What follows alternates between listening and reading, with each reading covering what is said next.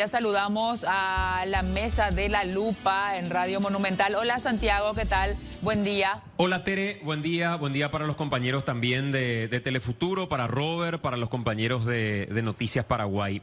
En este momento vamos a emitir el audio de lo que ocurría el 10 de diciembre del año pasado, cuando el hombre que fue beneficiado con el uso de la tobillera electrónica violaba la medida de restricción que le habían impuesto a partir de ya una denuncia que tenía por violencia contra la mujer. Y llegaba a la casa. Los audios son muy fuertes, Tere, debo advertir esto. Duran más de 30 minutos, pero hemos realizado dos cortes de 2 minutos aproximadamente cada uno. Es poco entendible lo que el hombre refiere, pero termina siendo secundario al distinguir que los golpes eran directos, certeros contra la mujer y el pedido de auxilio de la mujer era tremendo. Esto, ella misma dice, es la muestra de la brutalidad con la que el hombre actúa y por ello su temor respecto a la manera en la que se aplicó esta medida. Escuchemos el primer audio respecto a lo que les decía. Cómo llegaba a la casa y cómo agredía este hombre a su expareja, violando la medida de restricción que tenía antes de su detención final. Oye, acá mismo. Sí, Ana, no me vuelves. ¿Qué es lo que estás pensando? ¿Eh? ¿Qué no me vuelves? ¿Qué no me vuelves? ¿Me dice un poco? Yo te llevo de todo ahí. Oye, me dice una cosa. ¿Se no me vuelves todo al técnico? Luego hablamos, se no me vuelves. Acá mírame. Se no me vuelves. Apenas, Pepe. Se no me vuelves o no. Se no me vuelves o no. Se no me vuelves o no. Y además, es decir, como anga se vuelve. Y ni por volver a hacer. Como anga ni por volver a hacer. Es decir, como anga, eres ya por ser. Como anga ni por volver a hacer. Ni por volver a hacer. Yo te di acá.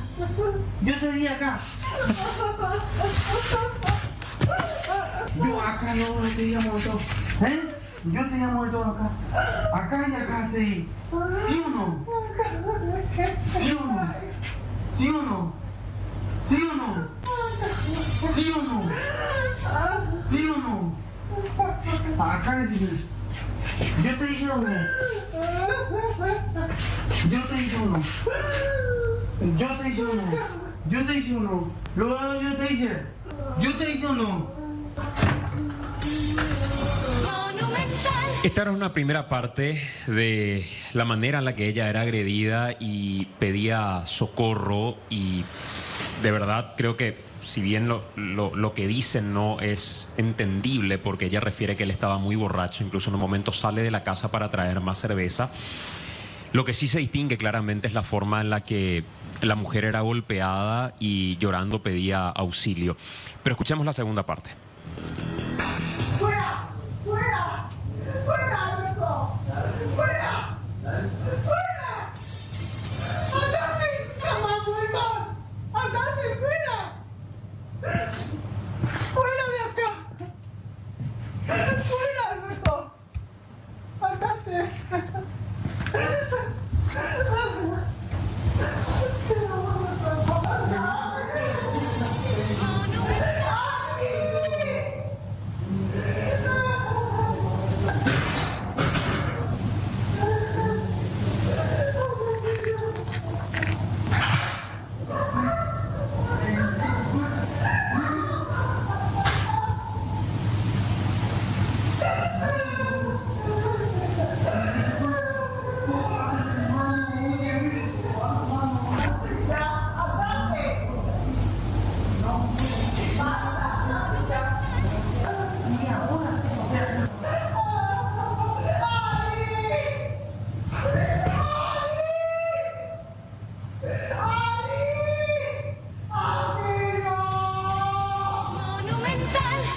Ella contaba que salió a pedir auxilio, que nadie le hizo caso, que finalmente fue su hermana la que está en la parte de atrás de la casa la que vino a auxiliarla.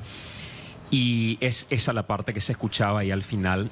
Hemos omitido algunas partes en las que los niños intervienen también, pero se puede constatar en esos 30 minutos de audio que los niños estaban presentes efectivamente en el lugar, como ella contaba. Y de aquí su temor. Dice ella, yo no tengo ninguna duda que si no valoró su libertad para violar la medida de restricción que tenía, tampoco va a tener ningún problema en violar la medida respecto a el uso de la tobillera que le impide salir incluso del radio de su casa. Esto lo queríamos compartir con ustedes, lo estamos emitiendo ahora a través de Telefuturo, de Noticias Paraguay, de Radio Monumental, y creo que forma parte de uno de los capítulos de todo lo que hemos relatado hasta este momento. Y de hecho, hasta este momento no se ha aplicado aún lo de la tobillera electrónica, porque al final no tienen señal en la casa de Trinidad donde tenía que ir. Sí, se pospuso la instalación de la tobillera a este hombre. Él fue sacado de la penitenciaría y llevado al departamento de judiciales de la policía, donde va a estar de momento hasta que finalmente el juzgado decida qué va a hacer.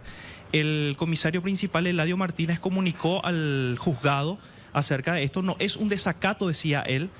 Se tiene que establecer bien la ubicación de la casa porque eso dice el protocolo, y mientras no estén dadas las condiciones no se va a hacer uso de la tobillera. A esto se refería Carolina Llanes, la ministra de Corte, cuando criticaba ayer la medida, diciendo que se precipitó el tribunal y al saltarse los protocolos establecidos por ley y la aplicación del instructivo que establece cómo se va a usar la tobillera, se corría este tipo de riesgos. Santi, hoy no tiene señal, señor.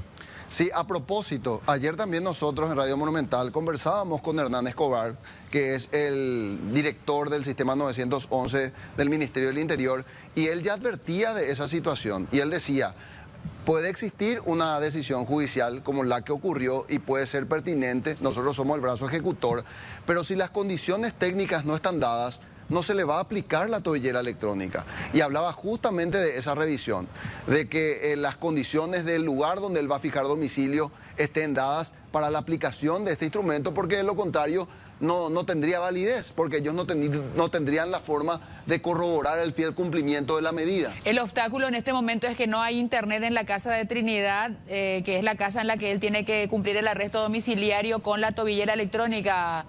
Santi, William. Lo que se informó anoche es que la ubicación de la casa no era precisa, como para que los policías pudieran reaccionar en caso de que él viole el arresto domiciliario. Claro, y eso se tenía que haber verificado antes de otorgar el beneficio de la tobillera electrónica. Conste que con respecto al método, que sí justamente está protocolizado, lo que falta es la revisión de la Corte, como bien señalaba Santiago. Nos decía el director del Sistema 911 que esa es una cuestión de mero trámite que no tendría que durar más de 10 minutos. Entonces allí es donde vemos la falla en la aplicación del sistema, cómo es que no pudieron informar desde la propia defensa de esta persona con precisión el lugar o la ubicación donde él va a fijar domicilio. Sí, eso es lo que falta. Pero también pasábamos nosotros hoy las declaraciones que nos brindaba ayer Víctor Ríos, otro ministro de la Corte Suprema de Justicia, ayer en Cuentas Claras, minutos después de que ustedes hablaran con Carolina Llanes, y Víctor Ríos decía que la Corte no tiene por qué hacer ninguna reglamentación. O sea que entre los mismos ministros de la Corte no hay conformidad, no hay acuerdo. Víctor Ríos, que había sido el proyectista justamente cuando era legislador, y había hablado del caso Uruguay, donde las tobilleras electrónicas fueron efectivas y redujeron prácticamente a cero los porcentajes de feminicidio. Él decía que la Corte no tiene por qué reglamentar, que el Poder Ejecutivo es el único que tiene que reglamentar. Le hacíamos mención al artículo 7 de la ley que le señalaba a ustedes, Carolina Llanes, donde se habla de que la Corte deberá reglamentar. De todas formas, decía Víctor Ríos, no es necesario que la Corte reglamente. Aquí no hay ningún proyecto de reglamentación. Sin embargo, dicen que el 30 de diciembre llevaron el proyecto a la Corte. O sea, hay mucha confusión hasta ahora. Sí. Solo para precisar ahí, Tere, lo que por lo menos a nosotros nos decía, no sé si en otro lado dijo otra cosa, pero a nosotros Carolina Llanes no nos habló de reglamentación. Nos habló de chequear el protocolo, que esa es la prerrogativa de la Corte, y de tener listo el instructivo para, a partir de el uso de la tobillera, establecer quiénes van a ser los beneficiados como política criminal. Aquellos que están privados de su libertad pero todavía no tienen una condena, como una cuestión de protección a la libertad para litigar, o aquellos que ya están condenados y también tienen derecho a la reinserción dentro de un rango constitucional. Ella no habló de reglamentación, habló de revisión de protocolo. Pero justamente Víctor Ríos dijo que no, que la Corte no necesitaba hacer ninguna revisión de protocolo ni de nada por el estilo. O sea, Víctor Ríos decía que está la ley y tiene que ser aplicada, que tampoco hay un borrador ni nada por el estilo. Y a vos te decía, Luraggi, que habían enviado el 30 de diciembre. Le dijo a Santi justamente Radio Monumental, hay efectivamente cosas que conversar acá, porque si uno va citando a las partes, porque todos forman parte de un mismo equipo, Poder Judicial, Ministerio del Interior, Policía Nacional y Ministerio de Justicia, acá la cuestión es la siguiente, que desde un primer momento se dijo que esta primera fase de implementación de la tobillera electrónica, y es la información que provino de quienes implementan este dispositivo, es que sería para las personas vinculadas a casos de violencia intrafamiliar, ya sea como una medida cautelar de arresto domiciliario o para una restricción o la famosa protección con el alejamiento de víctima-victimario. Eso se dijo desde un primer momento, pero efectivamente la ley contempla todos esos extremos que está citando Santiago, para gente que salga en libertad condicional, para gente que ya tenga cierto margen para tener beneficios de una salida transitoria, por ejemplo en el régimen penitenciario. Eso ya lo que establece el Código de Ejecución, pero en este caso las partes se pusieron de acuerdo que en la primera fase de implementación sería para gente vinculada a violencia intrafamiliar, con arresto domiciliario o con un régimen de alejamiento. Es importante también resaltar que una medida como esta puede ser revisada en cualquier momento. Por ejemplo, si ahora no están dadas las condiciones, el mismo tribunal o quizás el juzgado, porque ya está en el ámbito de primera instancia, entonces el mismo juzgado puede revocar esa medida porque no existen las condiciones. Porque esa medida es revisable en todo momento.